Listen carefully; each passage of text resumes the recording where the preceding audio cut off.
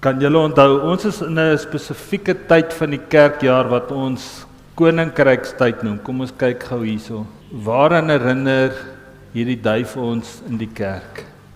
Kan julle onthou? Dit herinner ons aan die Heilige Gees, dit herinner ons aan vrede, maar veral in hierdie tyd van die kerkjaar herinner dit ons aan die uitstorting van die Heilige Gees. Ek gaan vir julle 'n volgende skyfie gewys. Watter groot gebeure vind volgende week of begin volgende week? Kan julle onthou? Watter is 'n groot wêreldgebeure? Hemelvaart was gewees. Dis nie 'n kerkding nie. Jy kom met so 'n ronde bal. Die sokker wêreldbeker. Die sokker wêreldbeker begin volgende week. Ek gaan gou vir julle die volgende skyfie gewys. Kan julle sien? Wat is dit? Is nie rugby nie. Dit is 'n sokkerspan. Nou dit is Dominee se nommer 2 span. Wie van julle ken vir Arsenal? Het jy gehoor? Wat is Arsenal? Hulle is in die Premier League. Jy is heeltemal reg. En wat het hulle gedoen met die Premier League? Hulle het die Premier League gewen.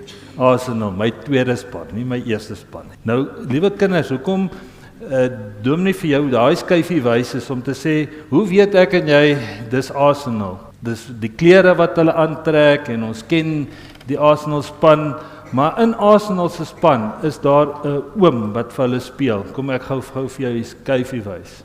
En dit het my nou die dag getref. Want in sokker, wat gebeur as jy jou trui uittrek? Dan gee die skeiedag vir jou 'n geel kaart en hulle gee sommer vir jou groot boete na die tyd, maar kyk wat het gebeur.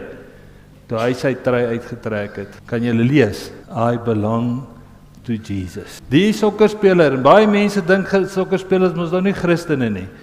Maar hy, toe hy sy hemp uittrek nadat hy doel aangeteken het, toe sê hy I belong to Jesus. En die sokkerspeler se naam is Gabriel Jesus. Sy naam is Gabriel Jesus. Dit is die sokkerspeler se naam. Wat sê ek behoort aan Jesus. Hoe weet jy of ek en jy aan Jesus behoort? Want vanoggend gebeur hier iets. Jy word gedoop. Sien julle? Vanoggend word jy gedoop. En vanoggend in die doop sê ons dit. I belong to Jesus. Het pappa en mamma al vir julle gesê hoekom julle 'n bepaalde naam het? Hoekom is jou naam? Het jy? Vra vandag vir pappa en mamma, hoekom het hulle vir jou naam gegee? Maar die belangrike van vanoggend is, daar's 'n span, né? Maar wie se span is ons? Ons is 'n span wat aan Jesus behoort. En wat is ons teken om daar te behoort is die doop.